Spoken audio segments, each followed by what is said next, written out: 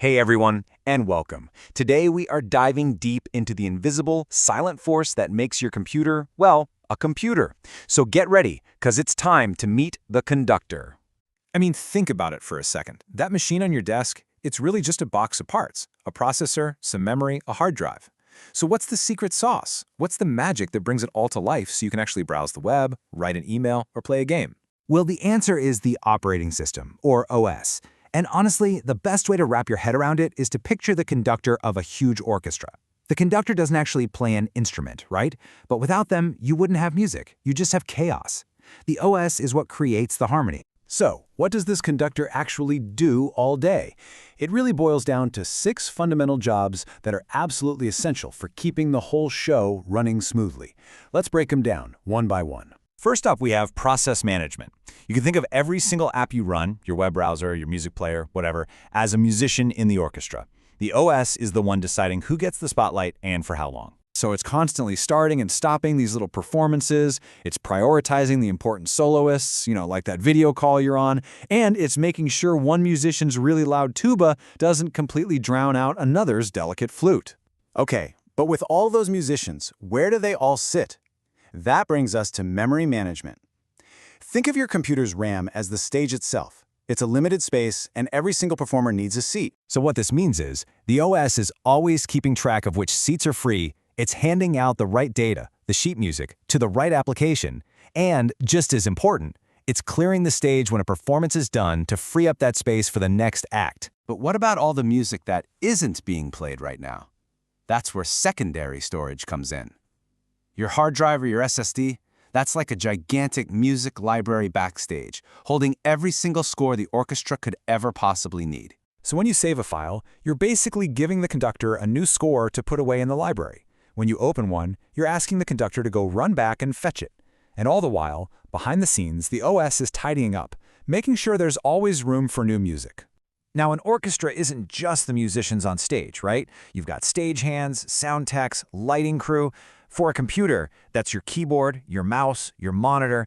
This is I/O, or input/output management, and it's how the conductor talks to all of that essential crew. Think of it like this. Every time you type something on your keyboard, you're like an audience member making a request. The OS hears it and relays the instruction. And when something pops up on your screen, that's the performance being projected out to the entire concert hall for you to see. Now you might be thinking, hang on, doesn't that just sound like the music library we just talked about? But file management is a little different. If the hard drive is the physical library, file management is the card catalog. It's the logical system that knows what every piece of music is called and exactly where to find it. This is all about the names we give our files, how we group them into folders or collections, and even setting rules for which users, or musicians, are allowed to look at certain scores. It's the master index for the entire library. And finally, we get to a job that is more critical today than ever before: protection and security. You see, the conductor also has to be the head of security, making sure the entire performance is safe from any and all disruptions. And this happens on a few different levels. When you type in your password, that's like security, checking tickets at the door. Preventing one buggy program from crashing your whole system, that's like stopping one musician from knocking over everyone else's music stands. And a firewall, well, that's your bouncer, keeping the hecklers outside. Okay, so those are the 6 core jobs. But here's the thing. Not all conductors work the same way. In the world of operating systems, there are different philosophies, different architectures for how they should be built. So let's take a look at the different blueprints for the conductor's podium. The 2 big opposing ideas are the monolithic and the microkernel designs. The monolithic conductor is a control freak. They try to do everything themselves. This makes them incredibly fast because there's no time wasted delegating. But if that one conductor makes a single mistake, the entire orchestra collapses. The microkernel conductor, on the other hand, is a minimalist. They only handle the absolute bare essentials and delegate everything else. It's slower, sure, but it's way more stable. If one section leader messes up, the rest of the orchestra can keep right on playing. And what you're really seeing here is a fundamental trade-off in how operating systems are designed.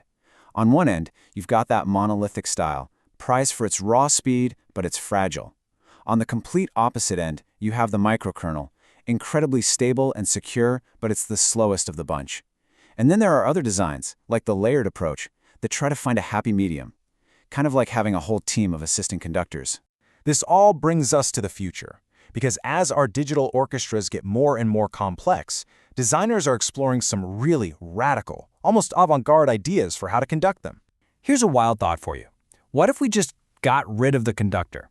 What if the musicians were so incredibly skilled, so in sync that they could coordinate the entire performance all by themselves? This is the wild idea behind a concept called the exokernel. It's an extremely minimal OS that basically just provides the stage and the instruments and then gets out of the way. It gives the applications, our musicians, direct control, trusting them to manage everything. It's a super high-risk, high-reward approach that's used for really specialized performances. And then you've got this other mind-bending concept, virtual machines.